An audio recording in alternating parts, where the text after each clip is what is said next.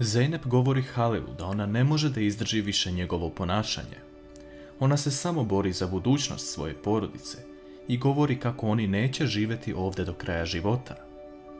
Halilu ne biva drago što to čuje, te govori Zeynep da ima samo dvije opcije, ili da ode kod Orhana, ili da ostane ovdje.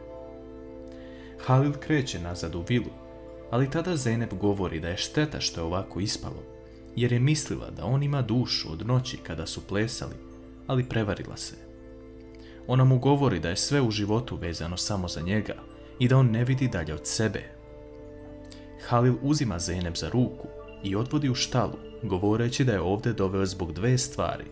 Prva je da će očistiti sve ovo, a druga je da će početi da radi na farmi, jer to želi, i da će joj platiti duplo više nego što je Orhan obećao.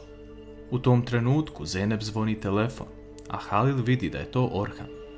On joj govori da će mu sada reći da ne želi da radi sa njim, te izlazi napolje. Zeynep se javlja Orhanu sa suzama, govoreći da ne može doći večeras, jer ne može ostaviti svoju baku. Orhan vidi da se nešto desilo i govori da će Halil uskoro shvatiti ko je zapravo Orhan Tugru. S druge strane, Gulče uveče odlazi da se nađe sa Tahirom i da mu novac za informaciju gde se nalazi njena sestra. On joj govori da nema nikakvu informaciju, te je ovo učinio samo kako bi došao do novca. Gulče mu tada govori da vrati novac koji je dala, ali Tahir odlazi, dok Gulče pada na pod i plače. U tom trenutku se pojavljuje Jusuf, koji pomaže Gulče da ustane i govori joj da je tako jeftino prodala njegovu dušu. Jusuf misli da je to Gulčin dečko, ali ona nema snage da mu objasni šta se dešava, jer su svi njeni planovi propali u vodu. Ona samo govori da pored sebe jedino ima Jusufa kao podršku i da ga nikada nije izdala. Po povratku kući, Hakan prati Jusufa i Gulče i sluša šta oni pričaju. Hakan odlučuje da promijeni tok ove igre, te šalje Jusufu poruku da je rekao svom ocu da je ljubav između Jusufa i Gulče prava, ali on ne može da povjeruje u to, te odlučio da dođe i sam se uveri. Jusuf ljutito govori Gulče da je neće ostaviti na sred puta i da će ubediti njenog oca da su oni stvarno u braku. Halil zove Erena pitajući ga da li je otkrio nešto o Orhanu. Eren mu govori da je poslao nekoliko ljudi da ispitaju nešto više o njemu i još uvijek čeka informacije. Halil tada ishitreno izlazi iz vile, ali to vidi Gulhan koja krene za njim i prati šta se dešava. Halil odlazi u štalu i vidi da je Zeynep sve završila u najbržem mogućem roku. On joj daje lepu svotu novca za završen posao, a ona mu govori da će se ona sećati ovog trenutka lepo jer je zaradila nešto za svoju porodicu, ali kako će se on sećati kada dođe pravo vreme. Halil izlazi napolje, a Gulhan ulazi u štalu, videvši da je Zeynep umorna i isprljana od blata. Zeynep govori da ne može ovako otići pred svoju porodicu, a Gulhan joj govori da dođe sa njom u vilu, te će joj ona dati neke stvari i izaći joj u susret. Sutradan ujutru Gulhan dolazi kod Halila u sobu, a Halil vidi da ona nije baš najbolje raspoložena. Halil je pita da li je Tekin nešto uradio, ali tada Gulhan govori da je Halil kriv za ovo.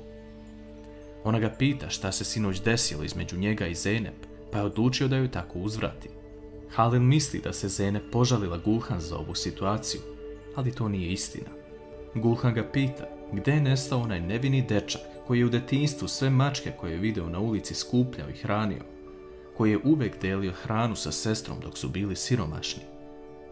Odgovor na to je njihova tetka Songul, koja je znala bez tog nevinog dečaka i sada sprovodi u nešto više. Zeynep gleda Zumrud kako spava, ali u tom trenutku ulazi Selma koja pita šta se desilo sinoć i zašto joj ništa ne govori. Zeynep tada kaže Selmi da će ovo ostati između njih i da niko neće znati. Naime, Zeynep govori da ju je sinoć Halil sprečio da ode kod Orhana i kao kaznu za to dao da čisti štalu. Selma je pita zašto se toliko bori za sve njih, ali Zeynep govori da ne može izdati svoju porodicu, te će nastaviti da radi kako joj se kaže. Ona ubrzo odlazi da skuva kafu Halilu, pitajući da li mu još nešto treba, ali on govori da izađe napolje. Vidimo da su i Halil i Zeynep ljuti jedno na drugo. Zeynep nakon toga odlazi u kuhinju i tamo vidi svoju majku i sestru kako su srećne zbog toga što će uskoro ići odavde. Merve želi da ide u inostranstvo da studira, te govori da će njena majka dobiti život kakav zaslužuje. Zeynep je žao što mora prekinuti ovu radost, ali ona tada govori da nije išla sinoć kod Orhana. Tulaj, čuvši to, ispusti tanjir iz ruke, jer shvata da od tog plana nema više ništa, te govori Zeynep da se ona pobrine za posao u kuhinji. Merve pogleda Zeynep u oči i izlazi bez jedne reči. Sve to čuje Cemre, koja ovu vest prenosi Songul. Songul shvata da onda ni Orhan ne zna pravu istinu, te smišlja sljedeći plan. Zeynep razmišlja o tome šta joj se trenutno dešava u životu. Ona želi da podrži Orhanov rad i zna da bi to bio izlaz iz ove situacije, ali ne može ostaviti ovaj život, jer posao sa Orhanom još uvijek nije siguran. Orhan zove Zeynep pitajući je da li može doći večeras. Sve to čuje Halil i kao i do sada postaje ljubomoran. Jusuf odlazi u kuću koju je pripremao sa Gulče. On počinje sve da razbacuje i uzima prsten koji joj je kupio, govoreći sebi da je sve laž i da ništa od ovoga nije trebalo da se desi. Sve to vidi Šehnas kroz prozor i shvata da se nešto loše dešava između Jusufa i Gulče. Eren prenosi Halilu izveštaj ko je zapravo Orhan Tugru. Eren prenosi to da je Orhan jači nego što su mislili, ali da ima jedna stvar koju krije, samo što još uvijek ne može shvatiti šta je to. Halil govori da će Eren saznati šta je to, jer mora skinuti masku ovom čoveku i znati šta želi.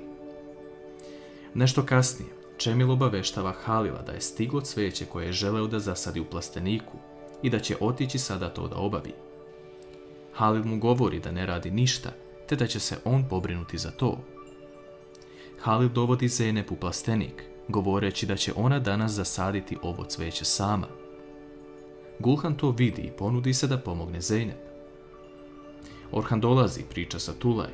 Ona mu govori da Zeynep nije mogla sinoć da dođe, ali Orhan govori da nema problema, te da bi sada uz njeno dopuštenje želeo da vidi Zeynep. Orhan kreće ka vili, ali tu ga sretne Cemre, koja radi ono što joj je Songul rekla. Cemre govori da je razlog za Zeynepino odsustvo to što je Halil spriječio da ne dođe.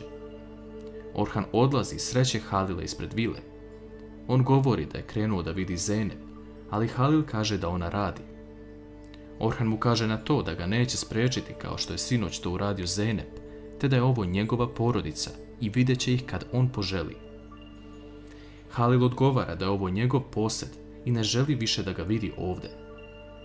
Njih dvojica se tada verbalno sukobljavaju, ali iza njih se pojavljuje Zeynep koja sve to vidi. Da li će Zeynep uspjeti da spreči ovu situaciju na vreme i na čiju stranu će stati?